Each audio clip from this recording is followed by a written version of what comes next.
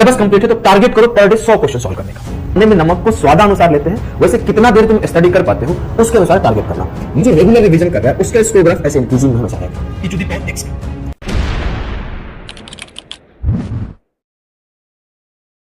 मैं बताता हूं, आप सिलेबस कंप्लीट है तो टारगेट करो पर डे 100 क्वेश्चन सॉल्व करने का।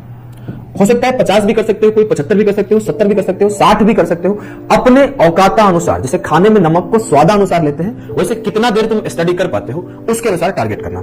मैं एक एग्जांपल लेके 100 क्वेश्चन पे बताता हूं। 100 क्वेश्चंस का टारगेट ले लो, इसको ऐसे दो पार्ट में बांट लो, 60 और 40।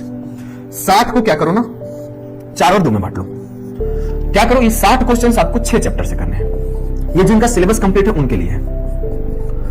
4 हो गया तुम्हारे, बोल दो कि 4 अरिथमेटिक के चैप्टर से करूंगा, मतलब 40 क्वेश्चन मैं अरिथमेटिक से करूंगा और 20 क्वेश्चन मैं एडवांस से करूंगा। या फिर मैं 30-30 भी बांट लूंगा, 30 में अरिथमेटिक से करूंगा और 30 में एडवांस से करूंगा, है ना। और ये 40 क्या है, इस 40 को आपको मन करता है तो 50-50 में बांट लो, 40-60 में बांट लो। मैं एक ढांचा दे रहा हूं, इस ढांचे पे आपको काम करना है। ऐसा नहीं कि सिर्फ यही करना ही करना है, कुछ भी एक चीज भी बदल दोगे तो आपका सिलेक्शन नहीं होगा। ये चीजें नहीं है, आपको इसी के ऊपर अपने थोड़े बहुत बदल के काम करने हैं।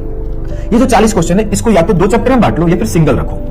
वो चैप्टर क्या होगा ना, कोई भी हो सकता है, आइदर अरिथमेटिक हो सकता है और एडवांस हो सकता है। उस दिन क्या करना है, उस चैप्टर के आपको कॉन्सेप्ट को पढ़ना है, चैप्टर के कॉन्सेप्ट को पढ़ना है। उस कॉन्सेप्ट को पढ़ के फिर उस पर्टिकुलर चैप्टर के 40 सवाल मैंने तो लगा दो, और नहीं तो क्या करो, 2 चैप्टर के कॉन्सेप्ट पढ़ के 20-20 सवाल दोनों से लगा दो। ये आपके ऊपर है। जैसे ज्योमेट्री टाइप चैप्टर है तो उसका कॉन्सेप्ट पढ़ के 40 से 50 सवाल उसका मैं लगाऊंगा। लेकिन मान लिया कि आपका परसेंटेज टाइप चैप्टर है तो मैं उसका 20-20 सवाल लगाऊंगा। 20 सवाल परसेंटेज से लगा लिया, 20 रेशियो से लगा लिया, समझ गए। चैप्टर छोटा है तो कम सवाल लगा दो, चैप्टर बड़ा है तो ज्यादा सवाल लगा दो। क्या होगा, 20 दिन में आपका पूरा का पूरा मैथ कंप्लीट हो जाएगा। 22-23 चैप्टर है टोटल मैथ्स में, कॉन्सेप्ट भी आपका रिवाइज हो जाएगा और पूरे के पूरे सवाल भी लग जाएंगे। इस तरीके से जब आप प्रैक्टिस करोगे कि 10 क्वेश्चंस या फिर 5 क्वेश्चंस अपने अनुसार from every chapter per day करके, तो आपका क्या होगा, इससे आपका स्पीड भी बढ़ेगा, आपका एक्यूरेसी भी बढ़ेगा, आपका प्रैक्टिस होगा। तो सवाल को आधा पढ़ते ही आप समझ लोगे क्या कहना चाहता है।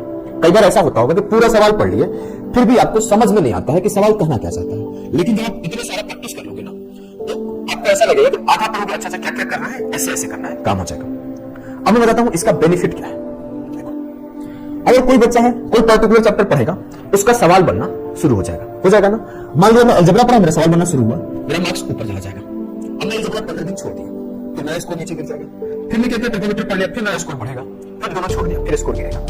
क्या है, इरेगुलर में हूं तो मेरा जो स्कोर का ग्राफ है वो भी इरेगुलर है, कभी बढ़ रहा है, कभी घट रहा है, कभी बढ़ रहा है, कभी घट रहा है, कभी बढ़ रहा है, कभी घट रहा है। जब चैप्टर कर लेता हूं, उसके 3 सवाल मॉक टेस्ट में बना देता हूं तो मेरे स्कोर आ जाते हैं। जब चैप्टर छोड़ देता हूं 20 दिन, उसके सवाल नहीं बनते मॉक में, स्कोर गिर जाता है। यही होता है।